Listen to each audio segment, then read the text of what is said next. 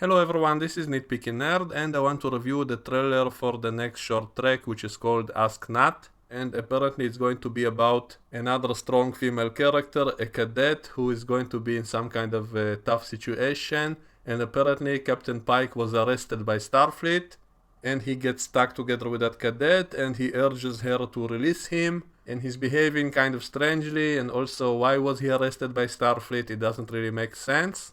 So maybe it's not really Pike, maybe it's some kind of shapeshifter or someone possessed him or something, but my guess is that maybe this whole plot, this whole episode will turn out to be some kind of simulation, maybe some kind of test for that female cadet. You know how in a lot of Star Trek movies and the episodes, Starfleet apparently just loves to troll and fool its cadets or its candidates with some sort of difficult situation for the cadet or candidate to face or overcome as some sort of a psych test or some kind of exam in the academy, like the Kobayashi Maru, or that episode in which Wesley was going through that psych exam and he thought that disaster that happened was really happening. He didn't know it's a test. So my guess is that this short track will be that kind of story, that it will turn out to be in the very end of that episode, it will turn out to be this is all just a test to see how that female cadet dealt with that tough situation and what kind of choices she make, will she release Captain Pike against regulations or not.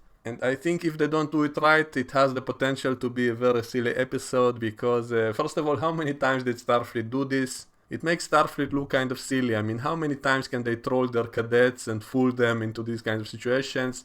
And also, if they do it so often, then wouldn't everybody know that Starfleet is always doing these kinds of pranks and puts people into fake situations like that? Wouldn't all the cadets and all the candidates know about it already? Wouldn't there be rumors about the fact that Starfleet is always puts you in some kind of clandestine test that you don't know it's a test? To see how you deal with that. So wouldn't everybody know that already? Wouldn't they always question if it's really happening or not because of all these rumors about Starfleet always trolling all its cadets? Then wouldn't in any situation you would always think, wait, is this real or not?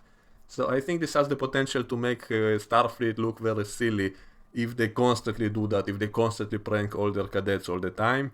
So that's my first problem with that. Secondly, I really hope they don't show that it's all in a holodeck, that it's all a holographic simulation, because holodecks are not supposed to exist yet in this time period, a century before TNG, because in TNG everybody was surprised by the holodeck, everybody was so amazed by it, and I'm not against having a more primitive version of the holodeck, but I don't think it should be one that can fool you into thinking it's really happening, because then why was everybody so amazed by the holodecks in TNG? I can buy the fact that there were other types of simulations which were not as realistic, not so high quality. That's why they were so amazed in TNG, because of the high quality of the simulation. And this is a mistake they did in season 1 of Discovery already, when they show they have a holodeck in which everything looks like reality. When they were shooting those Klingons in the holodeck and they were running through corridors, opening doors, touching the walls, sliding on the floor, and everything looked totally realistic, and then it turned out to be a holodeck. That was a major continuity mistake in my opinion.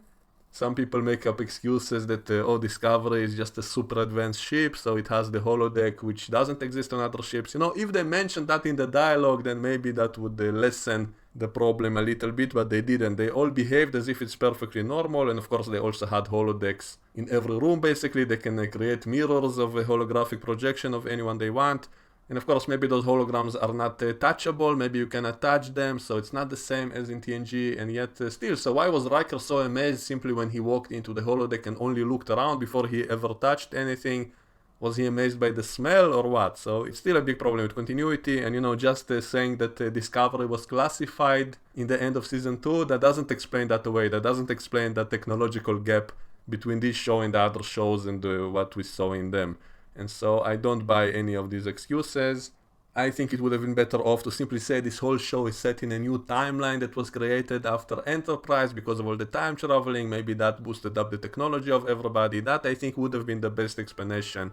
And yet they never said that. They keep pretending it's the same continuity with other Trek shows, and that's why they put in so many lame excuses like classifying the Discovery, which still doesn't make sense, because even if it was classified, Starfleet's top brass would still know about it, right? So why did they never use that to save Voyager or to help against the Dominion or against the Borg? How come Starfleet never used the Spore Drive again or any of its other technologies that we saw in Discovery? So just saying it was all classified and that they jumped to the future, that doesn't excuse away all the mistakes they did. And also saying that no one is allowed to talk about Michael Burnham, that doesn't make any sense, because in season 1 of Discovery they kept saying how famous she is, that everybody in Starfleet knows who she is, even prisoners knew who she is, and the Klingons knew who she is, and Mad knew who she is, everybody in the galaxy were aware of her. They even said that it damages the fleet morale by knowing that she's not in prison, that she was the cause of the war, and everybody knew about it. So all of Starfleet knew about Michael. Everybody heard about it even outside of Starfleet, but suddenly they decided to classify her existence and not to be allowed to talk about her, and somehow that works. No one ever heard about her later. That makes no sense, and if you say that Starfleet is so efficient with censorship, then that makes Starfleet look fascistic. So Starfleet is able to totally classify and forbid anyone from talking about it, to silence any rumors about it. So wouldn't that make all of Starfleet kind of fascistic, that they are able to do that, to accomplish such a high-level censorship?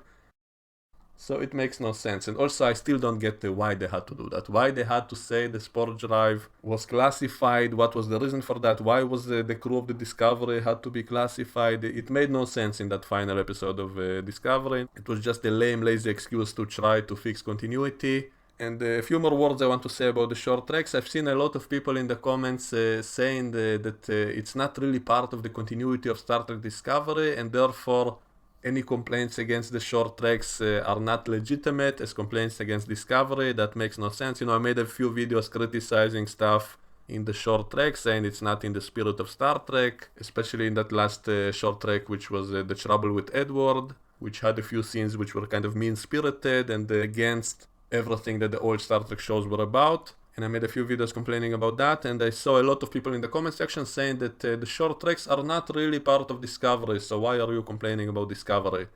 And I think that's absolutely ridiculous, because this is directly tied in with Discovery. We had short treks which were basically prequels to stuff that we saw in Discovery, like Saru's backstory, how he met Georgiou. Also in one short trek we saw how Tilly met that queen of Zahia, which later appeared in season 2. We also had a short trek about Mad, and in these new short treks we have Pike and Spock and Number One, all played by the same actors who appeared in Discovery as those same characters, all wearing the same uniforms, also the same sets, the same ships. So it's obviously the same continuity, it's obviously directly related to Star Trek Discovery. So saying that this is a completely different show and therefore any criticism against it is not tied with Discovery is ridiculous. It also has the same writers, same producers, same everything. It's directly connected with Star Trek Discovery, so you cannot use the excuse that it's a different show and because it's more comedic, therefore none of those complaints make sense. I don't think that's the case. It doesn't matter if it's comedic or not, it still has to have the same values and principles of Star Trek. Just because it's a silly comedy episode doesn't mean it can do whatever it wants. And also, even if it was all comedic, what does that say about Star Trek? That it can no longer take itself seriously, that it can only work as a parody of itself?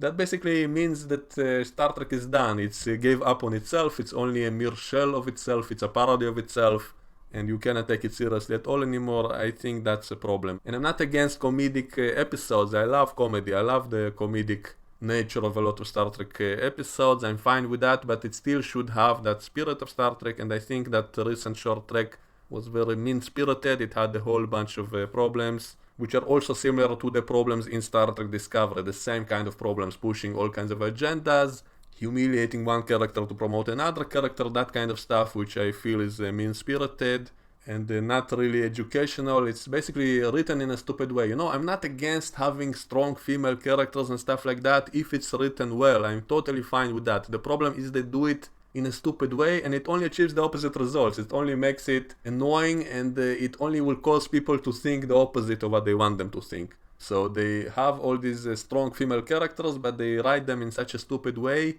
and make them so annoying and causing so much mess. And then what's the lesson in all of this? What's the message if we see that it's so stupid, basically? So that's my problem with it, not the idea behind it. Like, I have no problem with the intention of doing that, but the way they do it is stupid. And that's my main problem with that. The stupidity in the writing. In a lot of episodes, it had so many stupid stuff in it. not just the continuity mistakes with other Star Trek shows, and by the way, they even had continuity mistakes inside their own show, like between episode and episode, the stuff doesn't make sense, and also a lot of these short treks don't really make sense continuity-wise, where exactly are they taking place. There is no real place you can put it in, like that one with Tilly when she met that Queen of Zahia. You can't really put it anywhere, you can't find any spot to slide it in between episodes because it just doesn't work. And that one that took place in the future on which the ship was empty, I'm curious to see how they will fit it in the next season, because I'm willing to bet they won't fit it. I'm willing to bet it won't fit anywhere, because that's just the way they write these stories. They don't really think about the details. And so that's one of my biggest problems with the show, that stuff just doesn't make sense. And just saying that this is a comedic episode and therefore you shouldn't complain about anything, I don't think that's a good excuse. A good writer would have been able to make everything make sense and tie well together while still making it comedic and without sacrificing the values and principles of Star Trek and all of that. And that's why I'm very critical of the short treks, even though I did enjoy some elements of them. I did enjoy some moments, some scenes were kind of funny, and special effects are pretty good in Discovery. In season 2, at least. Season 1, I still think it had that whole style of that dark blue Dutch angle, shaky cam, lens flare, filled blurriness. I still don't think it looked good. Season 2 was much better visually, but still it's not enough to have a good show. You have to have good writing, and that's my main problem with Star Trek Discovery. Even though it did have some moments I liked, I don't hate the show completely. I do think it had elements which were good, and so it's not all bad, it's not all evil. I did enjoy some elements in it. If I didn't, I wouldn't keep watching. I wouldn't watch something I hate completely. I do still watch because I do enjoy some moments in it. And also I do enjoy criticizing it, I do enjoy nitpicking it. I always enjoy doing that, even in the old Star Trek shows. I always enjoyed pointing out mistakes and stuff like that, so that's something I would do even if I love the show. So anyway, so that's my thoughts on the short trek. So tomorrow I will watch the new one and will review it, and we'll see if my prediction was correct. So that's it for now. Let me know what you think and we can talk about it in the comment section below, and I will see you all next time. Bye bye.